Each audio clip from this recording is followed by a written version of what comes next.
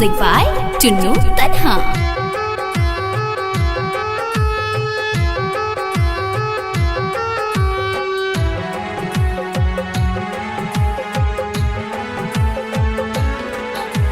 छठ की पूजा क्यों होती है हम ये बताते हैं, महिमा छठ की सुनाते हैं। ग्रंथों में भी है वर्णन उसकी, झलक दिखाते हैं, महिमा छठ की सुनाते हैं। छठ की पूजा क्यों होती है हम ये बतलाते हैं, महिमा छठ की सुनाते हैं। ग्रंथों में भी है वर्णन उसकी, झलक दिखाते हैं, महिमा छठ की सुनाते हैं। है छठ व्रत बहुत महान, यह जानता सारा जहान। है छठ व्रत बहुत महान, यह जानता सारा जहान।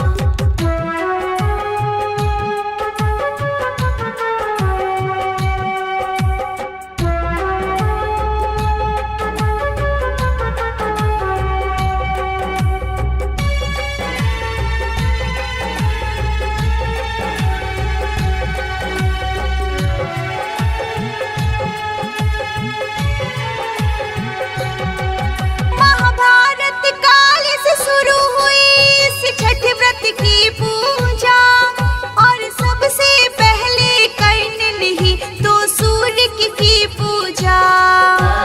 सूर्य की पूजा, सूर्य की पूजा।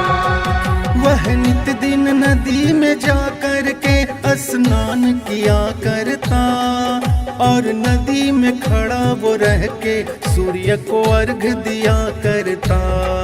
इसके आगे का वर्णन भी अब हम बतलाते हैं, महिमा छठ की सुनाते हैं। ग्रंथों में भी है वर्णन उसकी, झलक दिखाते हैं, महिमा छठ की सुनाते हैं। है छठ व्रत बहुत महान, यह जानता सारा जहान। है छठ व्रत बहुत महान, यह जानता सारा जहान।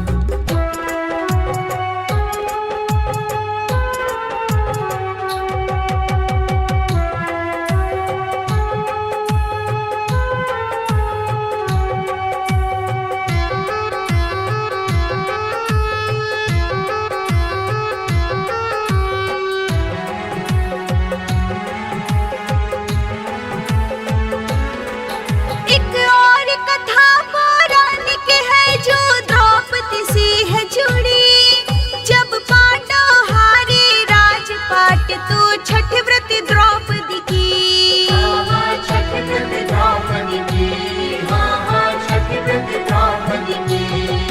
तब सूर्य की महिमा से ही पांडव पाए अपना राज, और तभी से हर प्राणी के मन में जाग उठा विश्वास। है और भी कितनी कथाएं सूर्य की हम बतलाते हैं, पावन कथा सुनाते हैं। ग्रंथों में भी है वर्णन उसकी, झलक दिखाते हैं, महिमा छठ की सुनाते हैं। है छठ व्रत बहुत महान, यह जानता सारा जहान।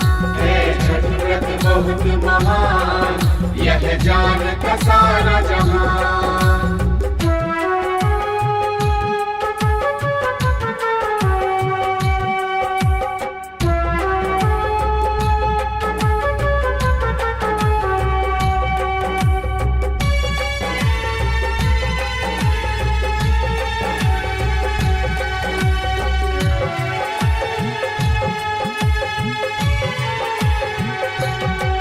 जब कार्तिक मास में शुक्ल पक्ष की षष्ठी तिथि आई, तब ऋषि वशिष्ठ ने राम राज्य स्थापना करवाई।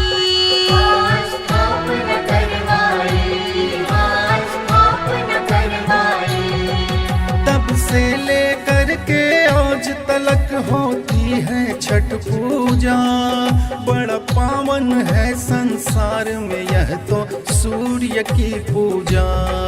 हम शाम सुबह में सूर्य देव को अर्घ चढ़ाते हैं, महिमा छठ की सुनाते हैं। ग्रंथों में भी है वर्णन उसकी, झलक दिखाते हैं, महिमा छठ की सुनाते हैं। है छठ व्रत बहुत महान, यह जानता सारा जहां। है छठ व्रत बहुत महान, यह जानता सारा जहां। Capital recording studio, Rajendra college मोड़,